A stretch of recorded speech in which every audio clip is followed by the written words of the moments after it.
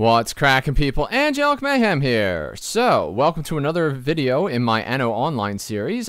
Today, we're going to be talking about cleaning up.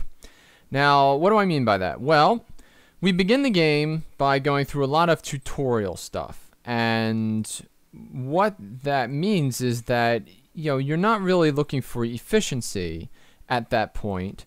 You are looking to just kind of get through the tutorial and learn the game and figure things out. So what that means in the long run is that the decisions that you make at the beginning of the game probably aren't the best ones because you're focused on everything except for efficiency. So now at some point you are going to have to go in and move things around so that your city becomes as efficient as possible. All right.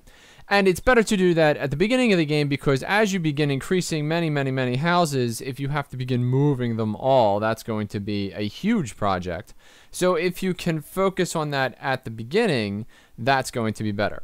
So here you can see that this, which was the initial part of my island, has completely changed. I have organized everything into these tight, neat packets. I have my sheep farms all in one place. I have my goat pastures all in one place. I've got my wheat fields all in one place.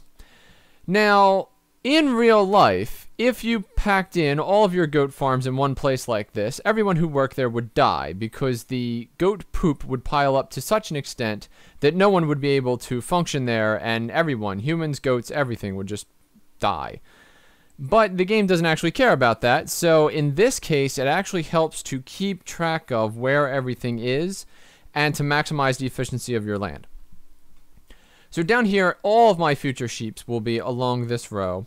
All of my goats, which appears to be, based on the numbers that I'm seeing, the goats are going to be the biggest problem because a lot of milk is required for all of these people. And, I mean, these goat farms, they're taking up a lot of space. So, that's just one of those things that I think goats in the future are going to be the biggest hang-up. But for right now, I have them all right here. And then, of course, my wheat fields are up top.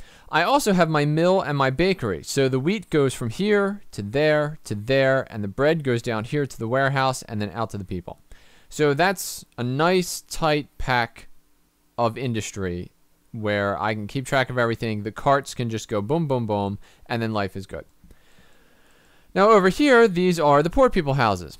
And starting down here with these pioneer residences and working up to here, I had to actually go through and make sure that when I clicked on each one, they then had community, services, and faith. Because as you begin moving stuff out of, here, I was taking with it, all of the churches and the carpenter shops and the marketplaces that I then stuffed out here. So by moving those, I then exposed, for instance, these 4 houses here were without almost everything. So I then had to go in and move some of these chapels and things around to accommodate the new structure and the new layout of my city. But now everybody here is nice and happy. They have everything that they need, and this is going to be where the pioneers live. Obviously, things like mason shops and lumberjack huts and these fishing villages, they all have to stay where they are simply because they are tied to the resources which are hard-coded into the island itself. So I'm not talking about moving any of those. And then finally, what I decided to do was what I moved were all the vassals out here. And the reason for that is because up here, I have to get my vassal count up to 300. So I'd like to keep track of the vassals and keep an eye on them and know what they're up to and expand their reach so that I can get this number up to 300.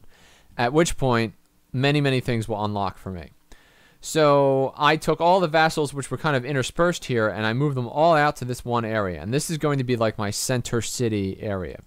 And then, just left the pioneers back here and filled in all the gaps that were left behind when I yanked out all of the vassals. So now, the only thing that's left for me to do, as you can see, I have one chapel here, one chapel here, one chapel there. That's because I had an extra chapel over here as a result of the crazy layout that I had produced back during the tutorial phase. Now I have this extra chapel. So I don't actually need it, so I'm going to end up wiping it out. Now I do have to spend some time actually looking at where my coverage is so that I know which chapel to remove and so on and so forth. I also have an extra marketplace and I also have an extra carpenter shop. So each of those will be removed very shortly. However, I have not finalized what I want to do over here prior to making this video. But I did want to just do this real quick video to show you that at some point you are going to need to reorganize everything to fix all of the things that you weren't thinking about back at the beginning of the game when you were just learning how things worked. So anyway, that's enough for this video. Thank you for watching. If you enjoyed this video, please click the like button and subscribe to my YouTube channel if you would like more Anno content in the future. I'm Angelic Mayhem, and I'll see you next time.